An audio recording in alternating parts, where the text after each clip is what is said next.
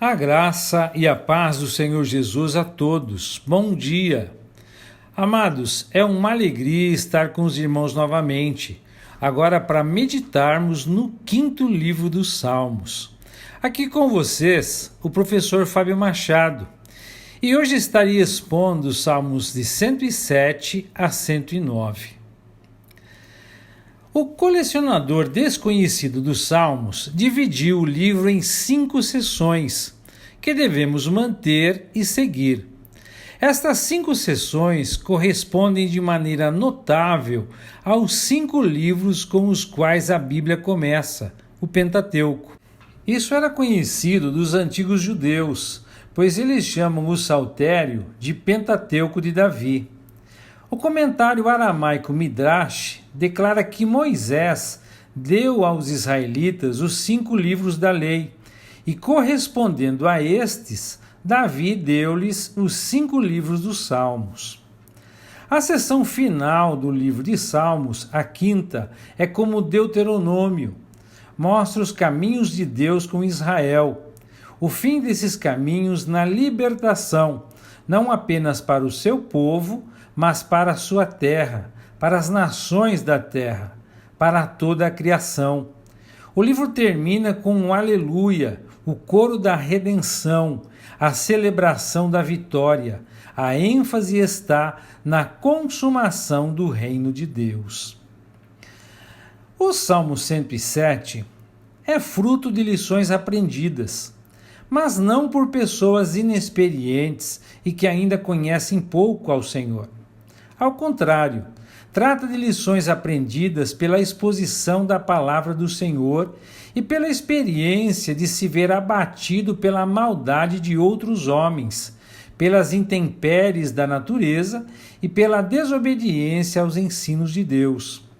Contudo, uma peculiaridade dessas lições é que elas foram aprendidas por gente que Deus poupou da morte e libertou de destinos terríveis. Por isso, o salmo é dirigido a pessoas que o salmista nomeia, já no verso 2, como redimidos do Senhor, os quais ele resgatou da mão do inimigo e reuniu de entre as terras. Nesse texto, a palavra redimidos não tem uma conotação espiritual como no Novo Testamento, mas aponta para pessoas que foram libertas de males temporais como escravidão, exílio e morte. Ao citar um retorno do exílio, é óbvio que surge na mente do leitor a ocasião do retorno do cativeiro babilônico. Mas o salmista parece ter em mente situações diversas, pois diz que a reunião dos seus irmãos se deu do leste e do oeste, do norte e do mar. A esses, o salmista conclama a proclamar a lição que aprenderam, que Deus é bondoso e que sua misericórdia sempre os acompanha, como diz o verso 1. O Salmo dispõe 4 lições aprendidas por esses redimidos, e por tantos quantos chegaram a saber do que lhes ocorreu. Tais lições são separadas por 2 frases que se repetem ao longo do Salmo, marcando cada trecho como uma unidade definida. Esses trechos iniciam-se com a descrição dos sofredores de Israel, seguido pelo fato de Deus ter lhes atendido às súplicas, como diz o verso 6. Mas na sua angústia eles clamaram ao Senhor, e ele os livrou das suas tribulações. Os versos 13, 19 e 28 repetem a mesma ideia com pequenas variações de palavras hebraicas sinônimas. Depois de cada uma dessas afirmações, da resposta de Deus, o salmista especifica a ação libertadora do Senhor e proclama outra frase que se repete de modo idêntico a cada ciclo, nos versos 8, 15, 21 e 31, que diz: celebrai ao Senhor por sua misericórdia e por seus maravilhosos feitos aos filhos dos homens. Assim, A primeira lição que os redimidos tiveram foi que Deus guia seu povo até o destino seguro, dos versos 4 a 9. Nesse caso, o salmista parece refletir sobre a jornada de 4 décadas de Israel no deserto da península do Sinai, após deixarem o Egito. No verso 4 ele diz: eles vagaram pelo deserto, por um caminho ermo, sem encontrar uma cidade de habitação. Como resultado disso, o texto afirma no verso 5: famintos e sedentos, desfalecia neles a sua alma. Sabe-se que o cuidado do Senhor no deserto os sustentou, mas não como o modo maravilhoso com o qual os trataria na terra da promessa ao lhes prover com frutos maravilhosos da terra, e com chuvas na hora certa que lhes produzisse fartura do que comer e do que beber. Por isso, o Senhor os guiou com a mão poderosa até a terra da sua devida morada. No verso 7 ele diz: ele os guiou por um caminho reto, a fim de chegarem à cidade de habitação. Caminho reto aqui não enfatiza o trajeto em si, mas a ideia da proteção de Deus durante a jornada e sua intenção final de conduzi-los ao bom destino. O resultado foi serem providos da segurança e dos mantimentos necessários ao seu bem-estar, como diz o verso 9. A segunda lição dos redimidos foi que Deus livra seu povo da opressão, dos versos 10 a 16. O salmista se refere a essa altura a israelitas que enfrentaram uma realidade tão terrível que era como se vivessem na companhia da morte. O verso 10 ele vai dizer: chamando-os de aqueles que se assentaram na escuridão, às sombras da morte. Essa linguagem figurada cede então lugar para uma descrição mais clara que revela a escravidão no exílio infligida por outros povos, prisioneiros da opressão e postos a ferro. Ferro aqui pode ser uma referência a correntes e algemas que detêm um cativo ou armas de ferro que os inimigos utilizam para ameaçar e deter os presos. Nesse cativeiro, causado pelo próprio pecado do povo, como diz o verso 11, os israelitas se viram em grande sofrimento, entregues aos inimigos sem ter qualquer esperança de serem resgatados por seus irmãos. No verso 12 vai dizer: eles caíram e não havia quem os socorresse. Mas Deus, no uso da sua misericórdia, como diz o verso 14, tirou-os da escuridão e da sombra da morte e arrebentou as suas algemas. Na verdade, o Senhor parece ter abatido com mão poderosa o povo que os escravizava. Deve-se notar que para haver libertação, há a destruição do que causa essa prisão. A terceira lição foi que Deus protege seu povo da própria tolice, que vai do verso 17 ao 22. Os alvos da atuação de Deus dessa vez são pessoas consideradas tolas por sofrerem um juízo divino em decorrência dos seus pecados. O verso 17 diz: os insensatos que foram afligidos devido aos seus caminhos de transgressão e às suas iniquidades. Nesse caso, a aflição parece ter vindo sobre eles na forma de doenças que lhes tiraram completamente o apetite e pelas quais passaram a definhar quase até a morte. O verso 18 diz: eles tiveram repugnância de toda comida e chegaram à beira da morte. Isso ocorre certas vezes quando alguém é acometido por chagas e dores, como vemos Jó. A esses, como diz o verso 20, o Senhor enviou sua palavra e os curou, livrando-os assim da cova que havia sido preparada para eles. Fica patente nesse livramento, que tem como base a misericórdia divina, o seu caráter disciplinador e supressor da tolice que leva ao pecado. A quarta lição que os redimidos tiveram foi que Deus guarda seu povo quando está diante da morte, que vai do verso 18 ao 32. Essa seção fala de homens cujo perigoso trabalho colocava suas vidas em constante risco. O verso 3 diz: aqueles que descem ao mar nos navios, os que trabalham na vastidão das águas. Segundo o salmista, o poder do Senhor que controla a natureza não era novidade. Como ele fala no verso 24. Em meio à sua profissão, eles já estiveram em situações de grandes tempestades, como diz o verso 25, nas quais eles perderam a esperança de sobreviver. O verso 26 vai dizer: subiram aos céus, desceram às profundezas, na calamidade suas almas se derreteram. Esse movimento de sobe e desce descreve o tamanho das vagas no mar revolto, sobre as quais o navio flutuava com dificuldade, de modo que o medo tomou conta deles. Outra possível tradução para esse resultado da tempestade é que seus estômagos se reviraram em meio ao transtorno. Mas antes que viessem a perecer, o Senhor lhes ouviu os clamores. O verso 29 vai dizer: e apaziguou a tempestade, tornando-a uma brisa suave, e suas ondas se aquietaram. A ação libertadora foi levada a cabo por Deus, acompanhando os marinheiros em segurança até o porto. O verso 30 vai dizer: e os conduziu até o porto desejado por eles. Assim como nos casos anteriores, esse é um grande motivo de louvor.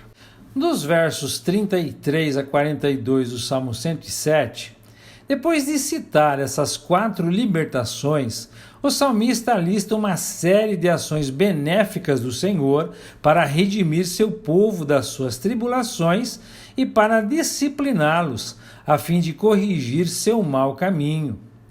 Com isso em mente, o escritor do Salmo conclama cada um a ser sábio na análise desses dados para saber distinguir a misericórdia de Deus em meio às circunstâncias.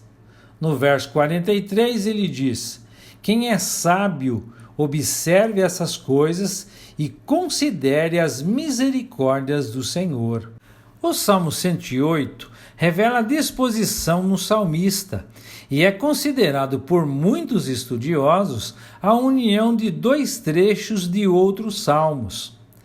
Os versos de 1 a 5 do Salmo 108 referem-se, a visão desses estudiosos, ao Salmo 57, versos de 7 a 11, enquanto que os versos de 6 a 13 do Salmo 108 são a reprodução, nesse caso, dos versos de 5 a 12 do Salmo 60.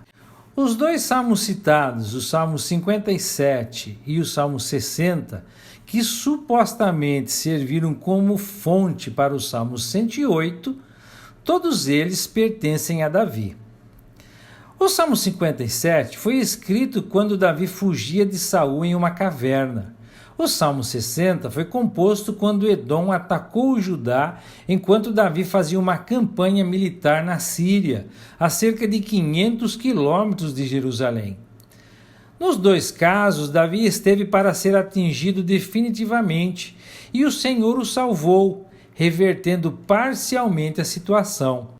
Por isso mesmo, o rei provavelmente, diante de outra libertação divina que não é possível captar por esse salmo, toma 2 trechos já conhecidos do povo para cantar um salmo de agradecimento e louvor a Deus por sua presença e proteção junto aos seus, ainda que tivessem certos problemas com que lidar.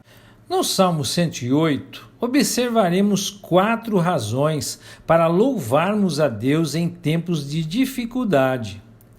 A primeira razão do louvor ao Senhor nas dificuldades é a atuação de Deus conforme suas promessas, dos versos 1 a 4. Davi fornece o caráter do seu sentimento ao iniciar o salmo com um trecho que fala da sua segurança em Deus. Meu coração está firme, ó Deus. E essa firmeza imediatamente o leva ao louvor. Cantarei e farei músicas a ti com todo o meu ser. Tal louvor é descrito como uma atividade a ter início pela manhã, como diz o verso 2. subentendendo sua continuidade ao longo do dia por meio de tudo quanto é feito. Seu desejo é que sua gratidão tenha certa abrangência e vá além dos seus próprios muros a anunciar as grandezas do Senhor a outros. No verso 3 ele vai dizer: resta-nos saber que razão tão maravilhosa pode motivar um louvor tão efusivo e sincero. A resposta é apresentada logo a seguir no verso 4. Pois chega acima dos céus a tua misericórdia e até as nuvens a tua fidelidade.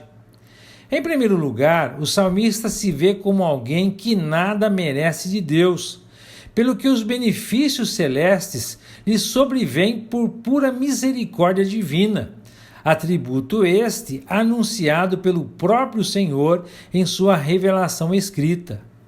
Em segundo lugar, Davi olha para as promessas de Deus como fonte da sua segurança pessoal, visto que a fidelidade de Deus não permite que ele mude seus planos, nem cancele suas promessas. A segunda razão do louvor é a resposta de Deus às nossas orações, versos 5 e 6. Davi mais uma vez oferece a Deus sua adoração, reconhecendo a grandeza divina acima de tudo e de todos. No verso 5 ele diz: seja elevado acima dos céus, ó Deus, ou seja exaltado acima dos céus, ó Deus.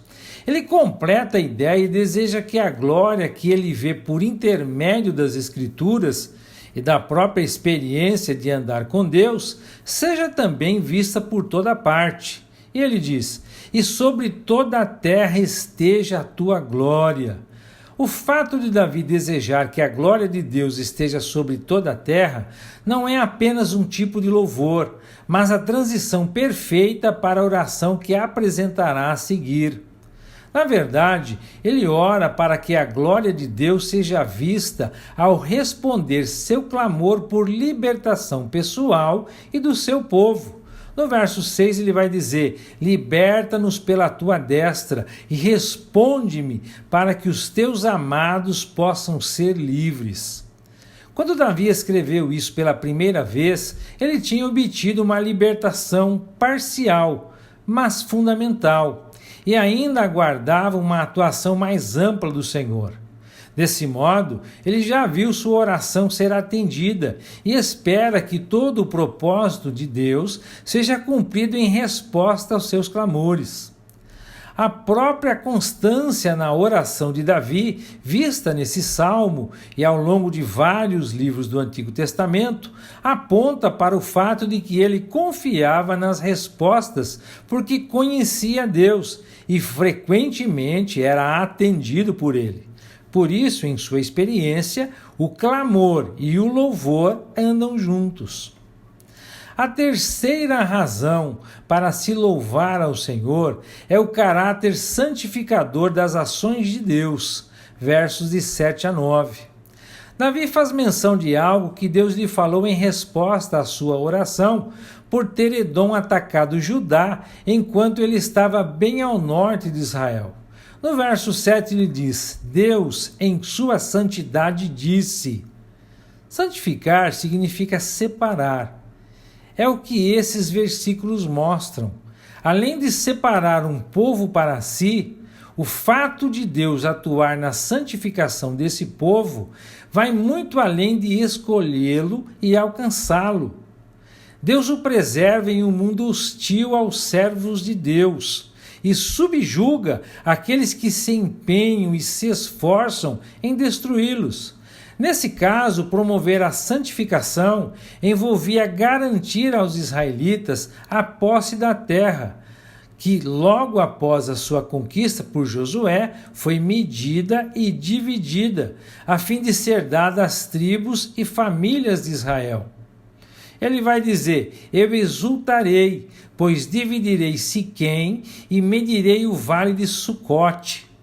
Aquilo que Deus preparou para o seu povo é dado efetivamente a ele, a quem o Senhor não apenas protege, mas exalta. Por outro lado, a ação santificadora de Deus, ainda que não elimine por hora os seus inimigos, os contém em sua ação maléfica, em seu ataque contra o seu povo, além de guardar um tempo para puni-los de modo pleno. Observe o verso 9. Moabe é a minha bacia de lavar. Sobre Edom jogarei a minha sandália, e sobre a Filístia eu cantarei vitória.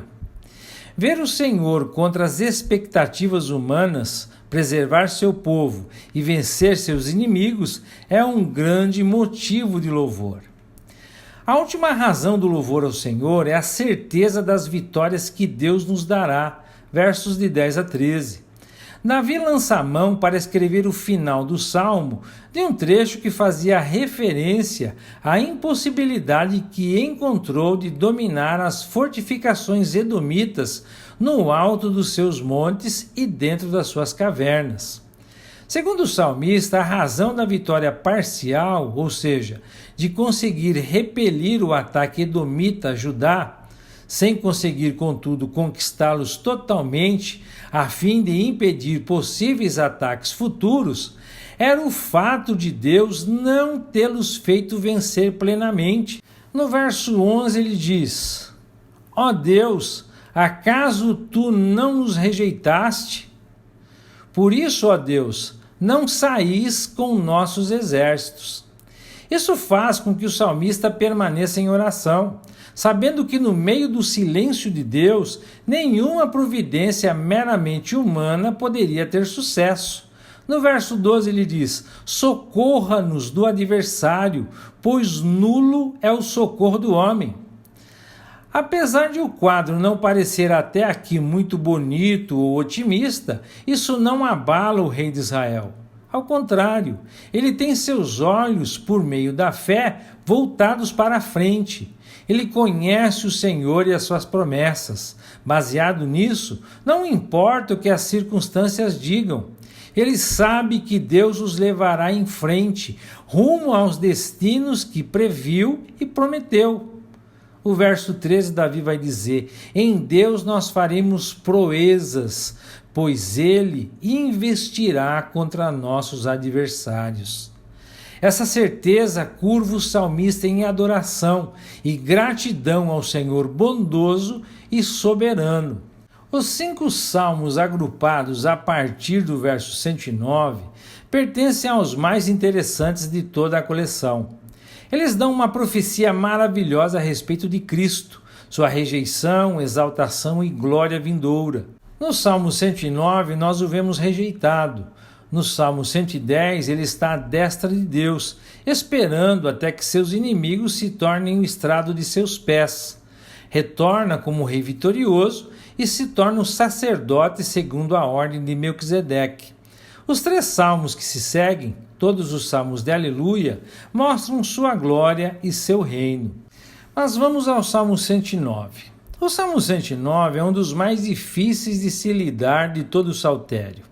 Isso se dá porque o salmista, em meio a uma situação de extremo aperto, expressa seus mais profundos sentimentos de indignação contra a perseguição injusta e não provocada que sofria. Esse é, por excelência, um ótimo exemplo de um salmo imprecatório. Os versos de 6 a 20 possuem um conteúdo tão agressivo que muitos tradutores e exegetas se esforçam para colocá-lo na boca dos perseguidores, em vez de na pena de Davi. Entretanto, essa solução causa dificuldades muito maiores.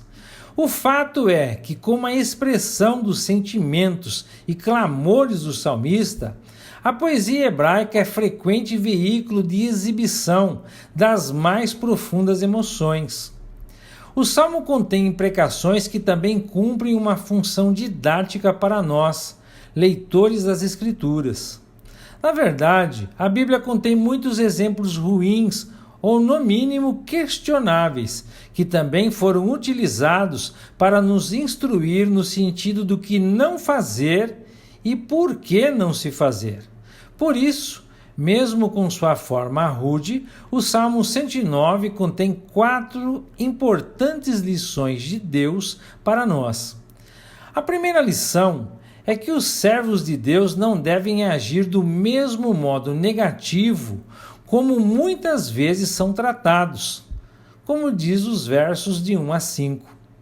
O Salmo foi escrito em um momento de grande aflição e, consequentemente, de clamor a Deus. O verso 1 ele diz: "Não fiques em silêncio, ó Deus do meu louvor." Ao pedir isso, Davi quer que o Senhor se manifeste nas circunstâncias que ele atravessa.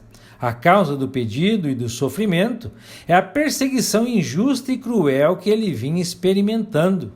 O verso 2 ele reclama: "Pois eles abrem a boca perversa e mentirosa contra mim, falam de mim com língua enganosa." Toda essa falsidade agia como um adorno macabro de outra postura negativa, uma atitude irada e violenta.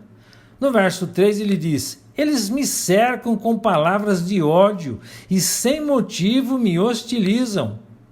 Algo notável nessa frase é a explicação de que esse ódio todo não foi provocado, mas existia sem motivo. Para que não se diga que Davi está arbitrando em causa própria ao avaliar desse modo essa situação, ele apresenta seu procedimento para com seus perseguidores. Na parte A do verso 4 ele diz: "Em troca do meu amor, eles me acusam." Nota-se que Davi é perseguido por pessoas a quem ele beneficiava e demonstrava amor, motivo pelo qual o pecado daqueles homens era ainda mais repreensível. O verso 5 enfatiza esse disparate. Assim, Davi não tinha apenas os meios, mas as razões e a motivação para descarregar toda a sua indignação contra aqueles perversos. E ninguém poderia dizer que, se assim ele o fizesse, seria sem motivo. Entretanto, ainda em meio à dor causada injustamente, Davi suprime seus atos de vingança e recorre a Deus. Na parte B do verso 4 ele diz: "Mas, em lugar disso, eu oro." Essa atitude nos lembra do próprio Senhor Jesus Cristo, pois ele, quando ultrajado, não revidava com ultraje, quando maltratado, não fazia ameaças, mas entregava-se àquele que julga retamente, como diz nosso amado irmão Pedro, na primeira carta, capítulo 2, verso 23. A segunda lição é que a maldade dos ímpios não passa desapercebida por Deus e receberá a devida punição. Nos versos 6 a 20. Nesses versos, Davi roga a Deus que traga aos seus injustos perseguidores as mais severas punições. Ele pede que Deus levante contra eles o mesmo mal que eles produziam, que as orações deles não fossem atendidas, que eles morressem em breve e que suas famílias sofressem com sua morte, que seus bens lhes fossem tomados, que não encontrassem misericórdia em parte alguma, que a sua geração, a sua linhagem perecesse, que Deus não lhes perdoasse os pecados e que fossem amaldiçoados pelo Senhor. Que palavras duras, irmãos. A terceira lição é que Deus não impede nessa vida que seus servos passem por algumas situações de sofrimento injusto. Versos de 21 a 25.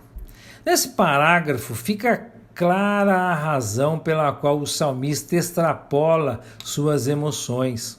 Ele clama mais uma vez ao Senhor por socorro, apresentando sua situação. No verso 22 ele diz: "Pois me sinto pobre e desamparado, e meu coração no meu íntimo está transpassado." Palavras bem escolhidas para expressar uma dor aguda pela injustiça e ingratidão lançada sobre ele. Ele continua expondo seus sentimentos e afirma estar sendo consumido pela dor, como se fosse uma sombra que some com o passar do tempo, ou um gafanhoto que o vento carrega. Essa situação afetou até mesmo sua alimentação, e o fez a tal ponto que ele já havia emagrecido e enfrentava fraqueza física. No verso 24 ele diz: meus joelhos fraquejam devido ao jejum e o meu corpo se esvaiu de gordura. Não sabemos se a falta de alimentação se dava por perda extrema de apetite devido à tristeza ou se por algum motivo ligado à perseguição estava privado de alimentos. O verso seguinte parece favorecer a primeira possibilidade, já que o desprezo e a zombaria têm efeitos tremendamente destruidores sobre os homens.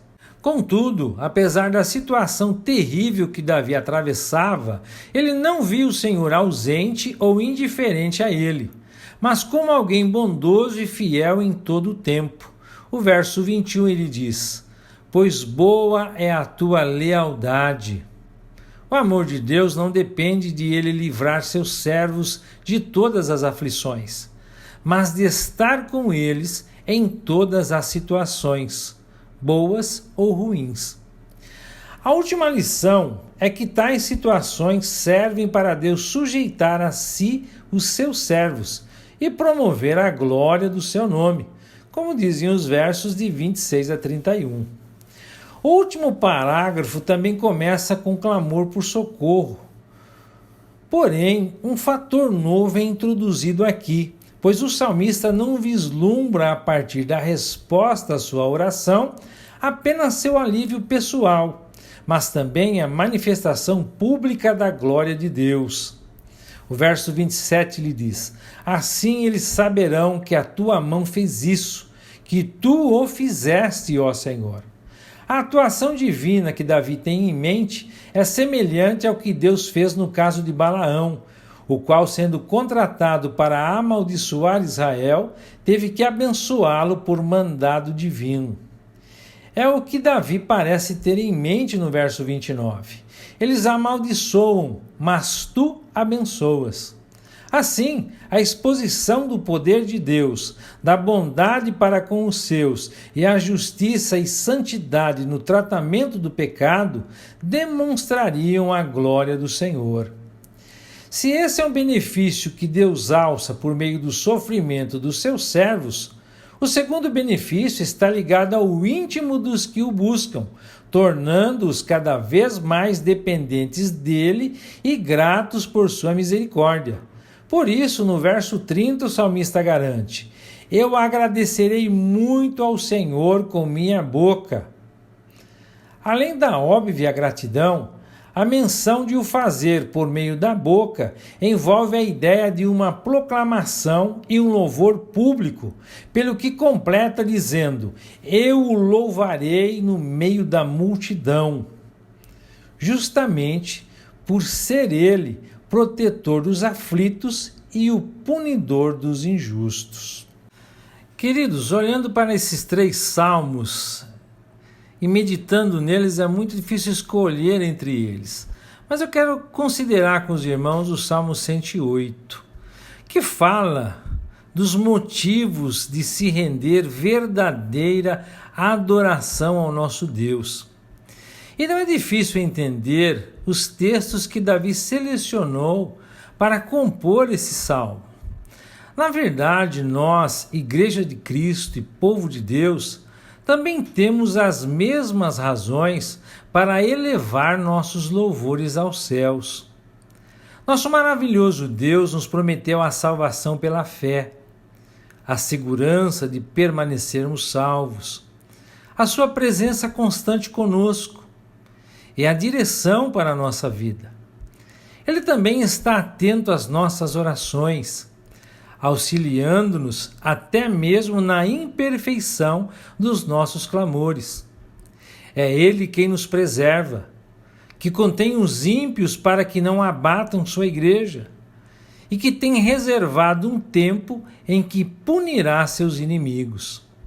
Finalmente, é Ele quem nos garante a vitória e que nos capacita a fazer o que seria impossível para nós. Que razões mais nós precisaríamos para louvar o Senhor glorioso, mesmo quando atravessamos dificuldades, mas vemos ainda assim sua poderosa mão nos guiando e fortalecendo?